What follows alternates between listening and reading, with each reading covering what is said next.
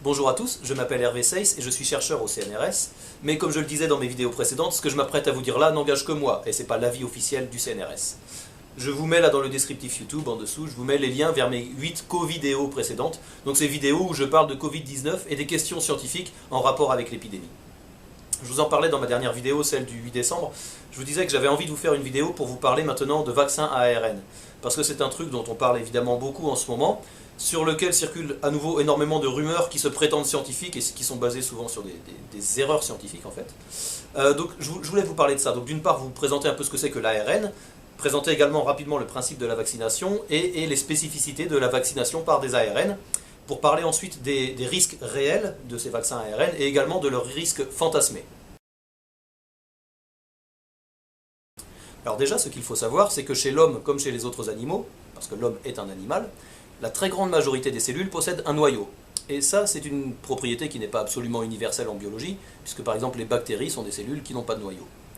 Mais donc chez les animaux, et notamment chez l'homme, la très grande majorité des cellules possèdent un noyau, et c'est là qu'est stocké dans le noyau, c'est là qu'est stocké l'essentiel de leur information génétique. Alors l'information génétique, c'est une information qui permet aux cellules d'acquérir des caractéristiques qui souvent leur sont propres, et qui leur permettent de fonctionner, de respirer, etc. Alors comment est-ce que ça marche? Eh bien l'information génétique est stockée matériellement sous la forme d'ADN. On en avait un peu parlé dans la vidéo du 8 décembre quand je vous avais parlé de PCR. L'ADN porte une information qui est codée sous la forme de groupements d'atomes, de séquences bien définies, le long de la molécule d'ADN. Alors l'ADN ne sort pas du noyau, en revanche elle est copiée sous la forme d'une autre molécule qui s'appelle l'ARN, et pareil, je vous en parlais le 8 décembre, l'ARN c'est une molécule qui biochimiquement ressemble énormément à l'ADN, et elle porte également une séquence codée, donc une information codée sous la forme de séquences de groupes d'atomes le long de la molécule d'ARN. Et donc l'ARN copie l'information qui était portée sur un fragment de l'ADN. Ces molécules d'ARN sont ensuite exportées du noyau vers le cytoplasme. Ce qu'on appelle le cytoplasme, c'est l'extérieur du noyau, dans une cellule. Et dans le cytoplasme, l'information qui était portée par l'ARN permet à la cellule de fabriquer des protéines bien définies, de séquences de composition de nature bien définies. En réalité, la recette pour fabriquer les protéines, c'était l'information portée par l'ARN et donc ultimement l'information portée par l'ADN. Et ça, c'est ce qu'on appelle un gène, ce qui permet de produire une protéine donnée. Donc un gène, c'est un fragment de l'information génétique portée par l'ADN qui permet de produire une protéine donnée responsable des caractéristiques de la cellule. Ou, pour certains gènes, c'est un fragment d'ADN qui permet de fabriquer un ARN qui ne sera même pas traduit en protéine. En fait, pour certains gènes, c'est une minorité, mais ça existe, le produit final actif, c'est pas une protéine, c'est l'ARN lui-même, directement. Et donc, je vous disais, donc, la plupart des gènes en fait, codent des protéines, et ce sont ces protéines qui sont responsables des caractéristiques de la cellule. Par exemple, dans les cellules musculaires, ce sont des protéines qui donnent à ces cellules musculaires la capacité de se contracter. Dans les globules rouges, c'est une protéine, l'hémoglobine, qui donne aux globules rouges la capacité de transporter le dioxygène ou le dioxyde de carbone. Alors à présent, parlons du principe de la vaccination. Je vous représente ici en bas à droite un virus qui s'apprête à infecter une cellule. Donc le virus c'est cette petite bulle avec donc, en rouge représenté des protéines du virus. Donc quand un virus infecte une cellule, la membrane du virus vient fusionner avec la membrane de la cellule, ce qui permet au virus d'injecter son matériel génétique dans la cellule. Le matériel génétique d'un virus, ça peut être soit de l'ADN, comme pour les cellules, soit de l'ARN directement. Et dans le cas du virus SARS-CoV-2, c'est de l'ARN, le support de l'information génétique.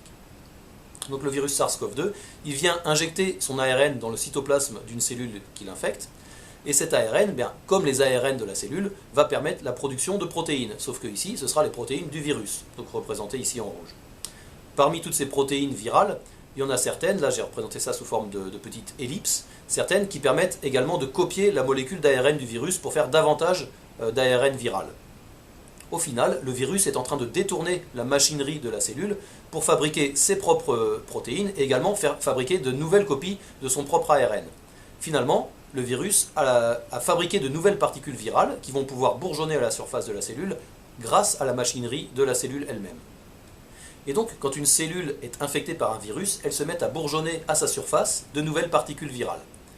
Et cette chose-là va être reconnue par des cellules du système immunitaire. Les cellules du système immunitaire ont cette capacité de reconnaître des éléments étrangers à l'organisme. Et là, les protéines du virus, c'est quelque chose d'étranger à l'organisme.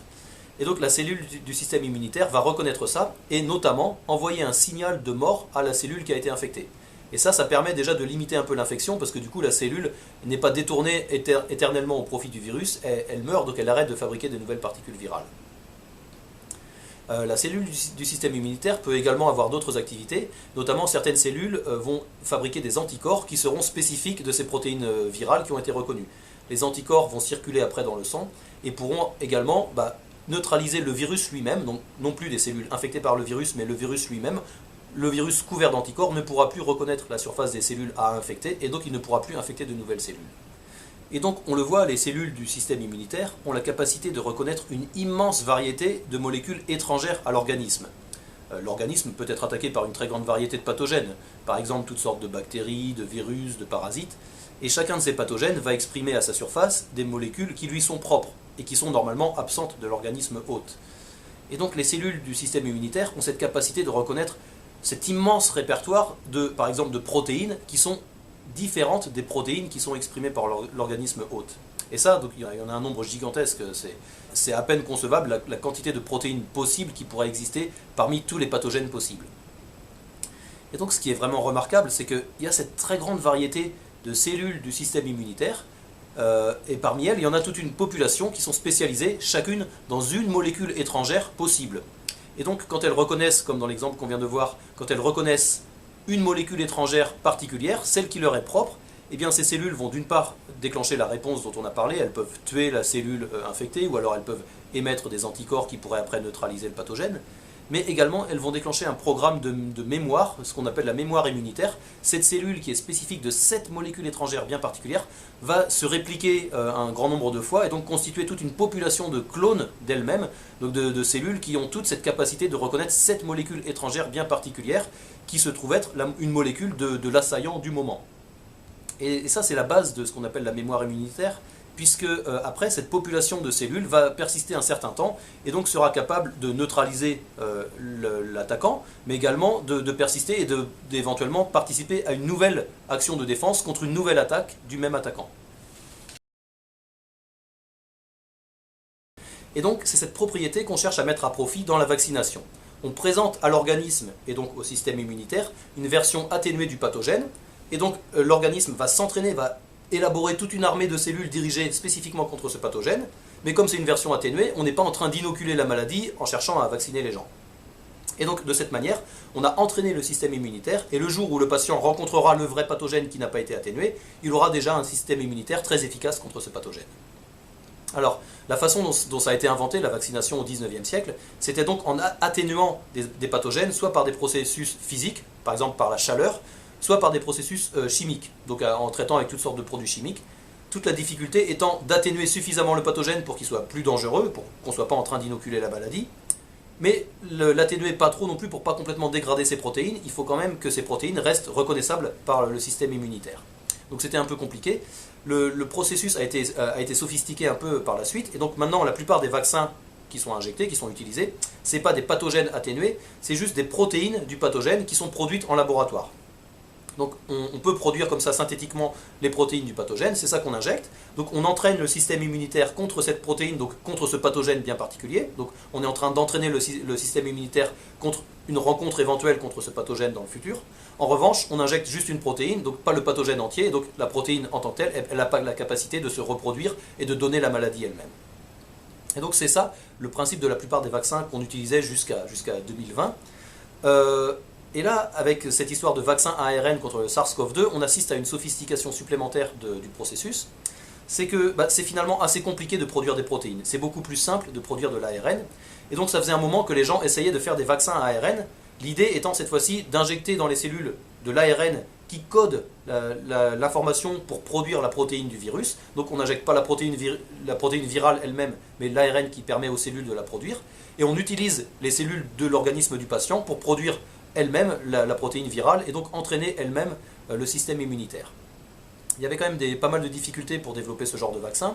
Une difficulté, on en avait un petit peu parlé dans ma vidéo du 8 décembre sur la PCR, c'est que l'ARN est très instable biochimiquement. Et donc quand on injecte de l'ARN dans un organisme, très rapidement, normalement, la très grande majorité des molécules qui ont été injectées sont dégradées immédiatement. Un autre problème, c'est que l'ARN en tant que tel est très immunogénique. C'est-à-dire que quand on injecte de l'ARN dans un organisme, eh bien, ça déclenche une réponse immunitaire mal contrôlée, assez intense, qui peut même être dangereuse en tant que telle.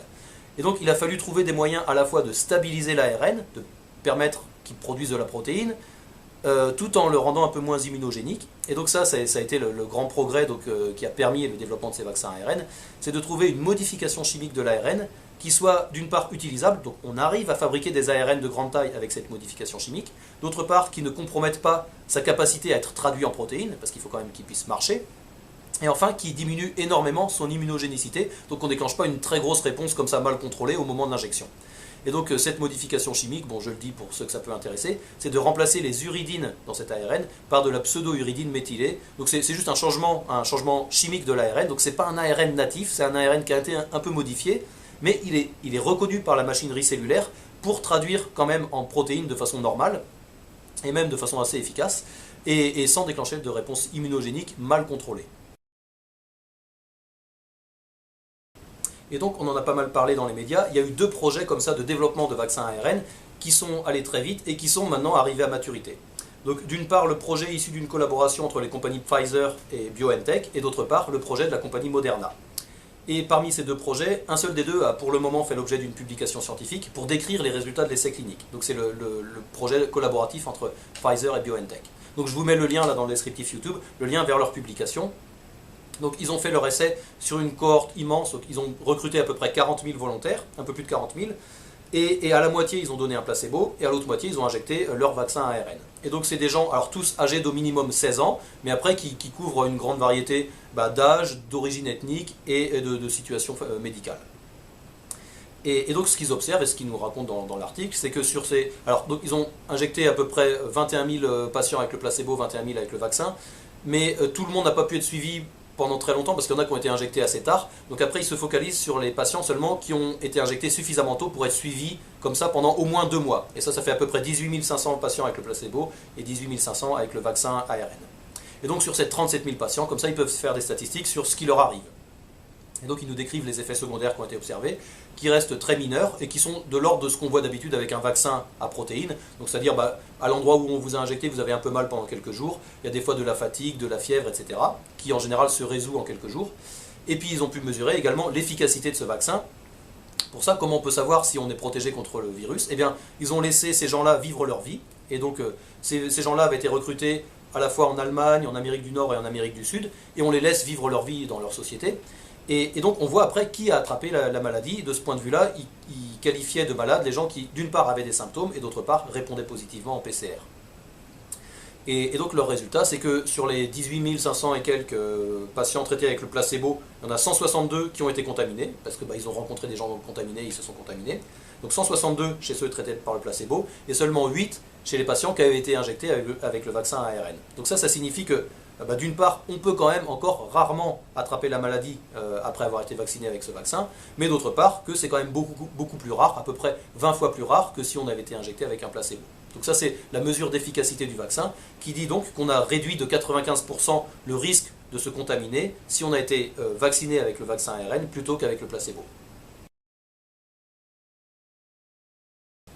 Et donc ça c'est une excellente nouvelle, qu'on ait un vaccin à ce point efficace. Ça va sans doute permettre de vacciner une grande partie de la population et donc de limiter énormément la propagation de l'épidémie. Je vous renvoie ici à ma vidéo du 9 novembre, je vous remets le lien là en dessous, donc sur les notions d'épidémiologie. Vous savez que l'épidémie ralentit à partir du moment où une grande fraction de la population est immunisée. Soit elle est immunisée parce qu'elle a été malade et elle a guéri, soit elle est immunisée parce qu'elle a été vaccinée. Dans ces cas-là, ça devient de plus en plus difficile pour le virus de trouver son chemin jusqu'aux rares personnes qui restent à contaminer. C'est une bonne nouvelle. Évidemment, il faut se méfier des effets secondaires. D'après la publication qu'on a vue de Pfizer-BioNTech, donc la publication qui est sortie il y a une quinzaine de jours, il semble que ces effets secondaires soient tout à fait acceptables, tout à fait de l'ordre de ce qu'on a d'habitude avec les vaccins à protéines, donc un peu mal à l'épaule pendant quelques jours, éventuellement un peu de fatigue, un peu de nausée, ce genre de choses. Il est possible qu'il y ait des effets potentiellement plus graves, mais qui soient beaucoup plus rares, et qu'ils n'aient juste pas été détectés dans une cohorte de 18 500 patients. Et donc ça, on devrait le voir dans les pays qui ont commencé à vacciner à grande échelle leur population. Vous savez, il y a quelques pays, notamment l'Angleterre, ils en sont à quelques centaines de milliers de personnes déjà vaccinées, il me semble. Donc dans ce cas-là, évidemment, en vaccinant un tellement grand nombre de personnes, s'il y a des effets rares, on devrait les voir ressortir. outre ces risques qui sont tout à fait réels, parce qu'évidemment c'est un nouveau médicament, donc on ne peut pas tout à fait prévoir tout ce qui va se passer, tout ce qu'on peut dire c'est que les effets délétères ont des chances d'être très rares, puisqu'ils n'ont pas été observés sur les 18 500 personnes de l'essai clinique. Donc outre ces risques réels, il y a aussi beaucoup de risques fantasmés, et là on a assisté sur Internet à une série de rumeurs qui cherchaient à nous inquiéter contre ces nouveaux vaccins ARN. Alors parmi toutes ces rumeurs qui circulent sur les risques de ces vaccins ARN, il y en a une qui est très persistante, qui voudrait que quand on injecte de l'ARN à quelqu'un, on puisse modifier son génome. Et après, selon les variantes de la rumeur, éventuellement cette modification du génome pourrait se transmettre à la descendance, et donc vous feriez comme ça toute une lignée d'êtres humains OGM parce que vous avez injecté de l'ARN dans le premier. Ça c'est complètement n'importe quoi en réalité. Bon, déjà, vous vous souvenez, dans le début de cette vidéo, on a bien vu que tous les gènes s'exprimaient sous forme d'ARN, donc nos cellules sont déjà pleines de nos ARN à nous. Et ces ARN ne vont pas se réinjecter dans le génome, parce que sinon le génome n'arrêterait pas de gonfler. Donc en fait, nos cellules sont déjà pleines d'ARN, et il ne va pas se réintégrer dans le génome. Je pense voir d'où vient cette rumeur, c'est que il y a effectivement, dans des circonstances très particulières, des cas où certains ARN peuvent modifier le génome. Et c'est des ARN très courts, des petits ARN régulateurs, rien à voir avec les ARN dont on a parlé aujourd'hui, qui sont ceux du vaccin. Donc d'une part des ARN beaucoup plus courts, et d'autre part, ça s'observe chez certains organismes bien spécifiques. Donc ça a été initialement observé en 2002 chez un champignon unicellulaire. Ça a été ensuite observé chez des plantes, chez le nématode, qui est un petit ver qui vit notamment dans l'humus, et chez la paramécie et chez quelques autres organismes. Jamais chez les vertébrés. Et pourtant, quand cette découverte a été faite en 2002, chez le champignon unicellulaire, il y a pas mal de gens qui se sont dit, tiens, c'est super si jamais les vertébrés aussi avaient cette capacité de modifier leur génome avec leurs ARN. Et donc, il y a beaucoup de labos qui se sont penchés sur la question. Pour être tout à fait franc, il y a effectivement quelques labos qui ont prétendu qu'il y avait un effet. Et c'était des gens qui avaient mal fait leur manip, soit consciemment, soit inconsciemment, et les manips n'ont jamais été reproduites par ailleurs. En fait, chaque fois que quelqu'un a essayé de reproduire, c'est jamais sorti de leur labo. En fait, les gens qui avaient fait ces observations, ça avait l'air d'être accidentel, plus ou moins de façon délibérée. Il se trouve que moi, à cette époque-là, j'étais en train de finir ma thèse sur justement ce genre de sujet, et donc je me suis pas mal intéressé à la question. Donc si ça vous intéresse, je vous mets là en dessous le lien vers mon manuscrit de thèse. J'ai soutenu ma thèse en 2004, et c'est en 2004 que sont sortis tous ces papiers qui cherchaient à généraliser aux vertébrés ces découvertes qui avaient été faites chez d'autres organismes. Et donc vous regardez à partir de la page 80, vous y trouverez ce genre d'informations. Donc finalement, je pense voir d'où vient cette rumeur, mais en réalité, bon, ça tient pas du tout debout, puisque c'est pas du tout le même genre d'ARN, c'est pas du tout le même genre d'organisme, et je vous rappelle voilà, que nos cellules sont déjà pleines d'ARN, et donc si effectivement ça gonflait notre génome, eh bien, on s'en sortirait plus, les chromosomes exploseraient à chaque génération. Alors une autre fausse information à laquelle j'ai été exposé à propos de ces vaccins ARN, c'est une rumeur qui a été propagée par une dame qui est une ancienne chercheuse, qui était généticienne, qui s'appelle Alexandra Henrion-Caude, et qui a raconté, donc je vous mets le lien là-dessous, hein, comme toujours, qui a raconté que les vaccins ARN sont beaucoup plus dangereux que les vaccins à protéines, parce que, selon elle, les ARN interagissent avec beaucoup plus de molécules que ne le font les protéines, et donc injecter de l'ARN, ça peut plus facilement fiche le bazar dans nos cellules que d'injecter des protéines. Bon, ça d'une part c'est faux, enfin d'un point de vue biochimique, hein. Les ARN effectivement interagissent avec beaucoup d'autres molécules, mais les protéines également. Il n'y a pas de différence fondamentale dans la stabilité de ces interactions entre ARN et protéines. D'autre part, évidemment, nos cellules sont déjà pleines d'ARN, et donc du coup, forcément en rajouter un petit peu, parce que ce qu'on rajoute dans un vaccin, ça n'a rien à voir avec la quantité d'ARN qu'on a dans le corps. Et dernière chose, surtout ce qu'il ne faut pas oublier, c'est que l'ARN est très instable par rapport aux protéines. Je vous disais tout à l'heure que dans les vaccins ARN, les compagnies qui ont développé ces vaccins ont trouvé des moyens de stabiliser un peu ces ARN pour qu'ils puissent persister un peu au moins le temps de produire ces protéines. Mais malgré tout, ça ne va pas durer plus que quelques jours. Alors qu'une protéine, facilement, ça peut persister beaucoup plus longtemps. Donc ces ARN, d'une part, ils n'interagissent pas plus que les protéines avec le reste des molécules de notre organisme, et d'autre part, ils seront éliminés beaucoup plus rapidement. Donc en réalité, injecter un ARN, c'est sans doute même un peu moins dangereux que d'injecter une protéine. Une autre caractéristique sur laquelle il est bon d'insister, c'est que la plupart des gens qui se méfient des vaccins de manière générale, bien avant l'épidémie de Covid-19, se méfiaient surtout des adjuvants qu'on ajoute d'habitude dans les vaccins à protéines. Ces adjuvants, ce sont des choses qui permettent au système immunitaire d'être un peu plus actif encore. Donc on met un peu de la protéine du pathogène, mais en plus des adjuvants qui permettent d'exciter un peu le système immunitaire. Et les gens se méfient des effets secondaires que peuvent avoir ce genre de choses. Il se trouve que les vaccins ARN n'ont pas d'adjuvant, parce qu'en fait, je vous en parlais tout à l'heure, l'ARN en tant que tel est déjà un peu immunogénique. Donc grâce à cette modification chimique, les compagnies BioNTech et Pfizer ont réussi à limiter énormément l'immunogénicité, mais il en reste quand même, ce qui fait que le simple fait d'injecter de l'ARN déclenche déjà une petite réponse inflammatoire qui va potentialiser l'effet du vaccin. Et donc ça c'est un avantage aussi qu'ils ont par rapport aux vaccins à protéines, c'est qu'ils n'ont même pas besoin d'adjuvant parce que l'ARN en tant que tel joue à la fois le rôle de message qui permet de fabriquer la protéine et le rôle d'adjuvant qui excite un peu le système immunitaire. Donc en conclusion, je voulais d'une part rappeler que la molécule d'ARN en tant que telle n'est pas toxique. De toute façon, on en a déjà plein nos cellules, c'est comme ça que s'expriment de manière native nos propres gènes. Donc toutes ces rumeurs sur le fait que injecter de l'ARN à quelqu'un le transformerait en OGM et toute sa descendance avec lui, tout ça, c'est au mieux, c'est une grosse incompréhension de la littérature scientifique. Au pire, c'est un gros mensonge, une grosse manipulation. D'autre part, c'est vrai que c'est inquiétant que ces vaccins ARN aient été développés tellement rapidement. On a un peu peur d'avoir affaire à des vaccins bâclés. Ça a pris moins d'un an, alors que d'habitude ça prend des années et des années pour développer un nouveau vaccin. Il faut bien voir que, d'une part, on n'est pas parti de rien, c'est-à-dire ces compagnies qui ont développé ces vaccins se sont appuyées sur des expériences accumulées, notamment il y avait déjà eu des tentatives de développement de vaccins ARN contre Ebola. D'autre part, il y a eu énormément de moyens mis en œuvre pour développer ces vaccins, parce qu'on a vu dans quel foutoir ça a mis la planète. Et d'autre part, bien entendu, la publication des résultats de l'essai clinique de Pfizer-BioNTech sont assez rassurants, puisque sur une cohorte gigantesque, plus de 18 500 patients traités avec le vaccin, les effets secondaires sont très rares et très bénins. C'est un peu de douleur à l'endroit de l'injection, un peu de nausée, de fatigue, des choses qui sont finalement assez bénines, spécialement en comparaison avec la dangerosité de la maladie. Je vous rappelle, le Covid-19 tue environ 0,5 à 1% de ces malades, et puis il y a encore quelques pourcents supplémentaires qui survivent, mais dans des conditions assez difficiles. Donc de ce point de vue-là, la balance bénéfice-risque semble assez favorable au vaccin, très favorable. Il est tout à fait possible, cependant, que des effets secondaires très rares n'aient pas été perçus dans cet essai clinique sur 18 500 patients, mais dans ce cas-là, on devrait le savoir assez prochainement, parce que, bien entendu, il y a déjà des pays qui ont commencé à vacciner en masse leur population, donc notamment en Angleterre et aux États-Unis, donc des pays qui ressemblent assez bien à la France d'un point de vue mode de vie, d'un point de vue culturel, etc. Et donc on aura bientôt du recul sur ce qui se passe dans ces pays-là. Et enfin, je voulais conclure sur, à nouveau, l'origine de ces rumeurs, parce que donc, vous avez vu depuis le début, donc c'est ma 9e co-vidéo que je fais pour débugger ces rumeurs pseudo-scientifiques sur la Covid-19. On en a vu énormément depuis le printemps, des rumeurs qui sont propagées par des pseudo-experts, des médecins, là on a vu une généticienne ex-chercheuse INSERM, donc des gens qui se targuent d'une certaine expertise et qui viennent raconter n'importe quoi dans les médias ou sur les réseaux sociaux.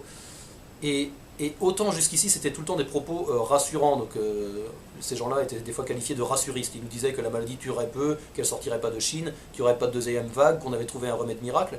Donc à la rigueur je pouvais un peu comprendre que ces gens-là aient du succès auprès de la population parce qu'ils donnaient des bonnes nouvelles, donc on avait envie de les entendre. Mais maintenant, et c'est ça qui est un peu troublant, c'est que les gens qui étaient des rassuristes dans les médias, il y en a une certaine partie d'entre eux qui sont devenus ces fameux alarmistes des vaccins ARN, des gens qui à nouveau racontent n'importe quoi, déforment la science, mentent, je pense délibérément, ou alors sinon c'est juste qu'ils sont incompétents, racontent de la pseudo-science, et cette fois-ci pour nous alarmer, nous dire que ce vaccin ARN est dangereux. C'est quand même un peu troublant de voir que ces gens-là finalement, autant quand ils cherchaient à nous rassurer, quand il fallait s'inquiéter, et que maintenant ils cherchent à nous inquiéter quand les données sont plutôt rassurantes, ces gens-là à chaque fois semblent jouer le jeu du virus contre l'humanité.